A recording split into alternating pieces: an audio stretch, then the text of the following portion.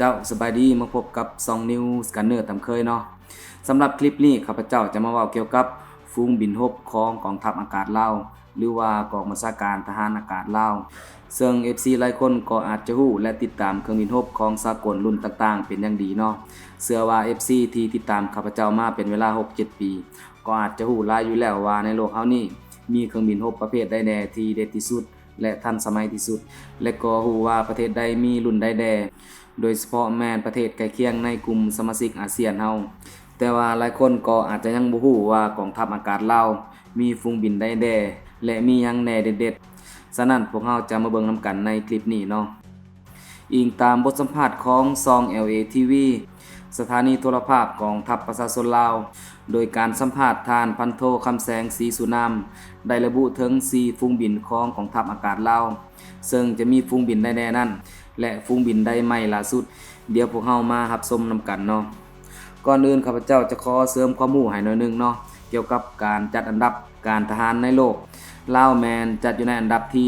106ส่วนในอาเซียนนี่มหาอำนาจทางการทหารอันดับ1แมนอินโดนีเซียอันดับ2แมนเวียดนามและอันดับ3ก็แมนไทยมาต่อกันที่ฝูงบินในลาวที่บ่นับเครื่องบินขนส่ง VIP เนาะฝูงบินที่1แมนได้แก่ฝูงบิน IL-103เป็นเครื่องบินฝึกขั้นต้นที่ผลิตโดยรัสเซียในปี1994สามารถบินได้ด้วยความไวสูงสุด220กิโลเมตรบินด้วยความสูงประมาณ 3,000 เมตรเป็นเครื่องบินที่มีขนาดความยาวของตัวเครื่องบิน8เมตรและปีกมีความยาว 10.56 เมตรซึ่งยังแม่นเครื่องบินฝึกขั้นต้นของลาวส่วนเรื่องจำนวนข้าพเจ้ายังบ่ทันมีการเปิดเผยข้อมูลเนาะมาต่อกันที่ฝูงบินฝูงที่2สำหรับฝูงบินฝูงที่2ก็ยังคงเป็นเครื่องบินฝึกขั้นต้นอยู่เนาะนั่นก็คือฝูงบิน LE-500 เป็นเครื่องบินที่ผลิตโดยประเทศจีนในยุคปี 2000 มีความไวในการบินสูงสุดประมาณ 270-290 กิโลเมตรต่อชั่วโมงบินด้วยความสูง 4,200 เมตรเป็นเครื่องบินฝึกที่มีขนาดน้อยมีความยาวลำตัวเพียง 7.74 เมตรและความยาวของปีกแมน 9.87 เมตรซึ่งรุ่นนี้ก็ถือว่ายังเป็นเครื่องบินฝึกขั้นต้นอยู่เนาะมาต่อกันที่ฝูงที่3ที่เป็นฝูงเด็ดของลาวและเป็นเครื่องบินฝึกที่ติดอาวุธใส่โจมตีได้และเป็นเครื่องบินฝึกขั้นสูงนั่นก็คือเครื่องบินฝึกยักษ์130ที่หลายคนอาจจะฮู้กันดี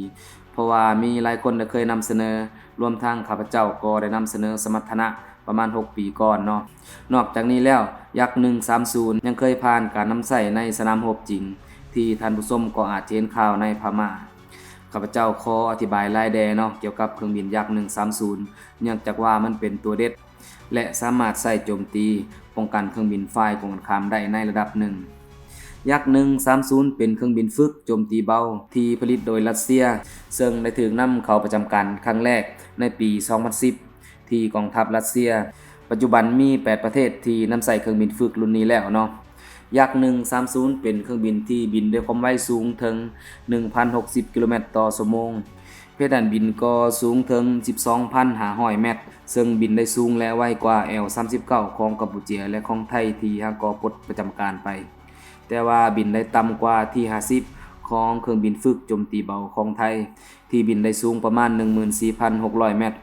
ส่วน F16 แมนบินด้วยความสูง 16,000 เมตรสมเทียบพอให้เป็นความรู้คร่าวๆเนาะยักษ์130แมนมีลำตัวยาว 11.49 เมตรความยาวของปีกแมน 9.84 เมตรส่วนอาวุธที่ติดตั้งนำใส่กับยักษ์130เด็ดๆก็จะแมนขีปนาวุธหรือว่าลูกศรไฟอากาศสู่อากาศแบบ R73 ที่มีระยะยิงประมาณ 30-40 กิโลเมตรอิงตามแต่ละรุ่นอากาศสู่พื้นตัวเด็ดก็จะแมนระเบิดล่อน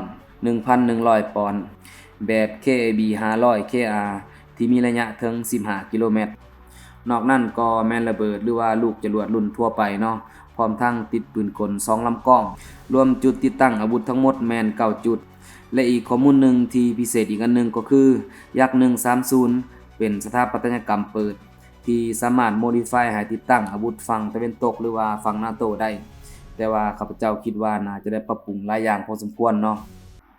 ซึ่งนี่ก็เป็นเครื่องบินฝึกขั้นสูงตัวเด็ดของเราที่สามารถนำใช้ในการโจมตีเบาได้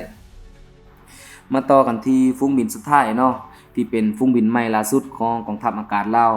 นั่นก็คือฟุ้งบินแบบ K8 ซึ่งเป็นฟุ้งบินฝึกคันกลางและสามารถนำใช้ในการโจมตีเบาได้รูปภาพแมนตามวิดีโอเลยเนาะ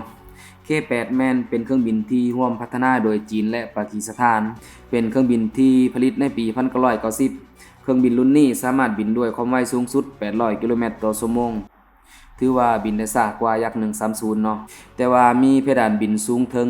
13,000 เมตรลำตัวของเครื่องบินยาว 11.6 เมตรปีกแมนยาว 9.63 เมตรส่วนอาวุธยุทโธปกรณ์แมนสามารถติดตั้งอาวุธอยู่ได้5จุดนำใส่ขีปนาวุธหรือว่าลูกศรไฟแบบ PL5 PL7 ที่ยิงได้ประมาณ 16-18 กิโลเมตรและสามารถบรรทุกลูกระเบิดลูกใหญ่สุดเพียงแต่550ปอนด์เท่านั้นซึ่งทั้งหมดนี้ก็เป็นฟุ้งบินของกองทัพอากาศลาวเนาะที่ใส่ในภารกิจฝึกและโจมตีเบาส่วนเรื่องจำนวนข้าพเจ้าแม่นซอกบ่พบข้อมูลที่มีการเปิดเผยเนาะสำหรับเครื่องบินต่อสู้ขับไล่ในอนาคตของลาวตามการคาดการณ์โดยยิงใส่ค่ายของเครื่องบินฝึกที่ลาวซื้อมาหลักๆก็จะแม่นจากรัสเซียและจากจีนเนาะฉะนั้นแล้วถ้ากองทัพลาวจะซื้อเครื่องบินขับไล่ถ้าเป็นฝั่งรัสเซียก็อาจจะแม่นมิก29หรือว่ามิก31หรือว่าซู27ซู30หรือบางปีอาจจะได้รับงบประมาณดีแน่และมีราคาโปรโมชั่นก็อาจจะจัดสู้35ก็อาจจะเป็นไปได้เนาะหรือว่าค่ายที่2ก็จะต้องเป็นจีนเนื่องจากว่าได้ซื้อเครื่องบินฝึกจากจีนมาเนาะถ้าว่าเป็นค่ายจีนก็จะต้องแม่นตระกูล J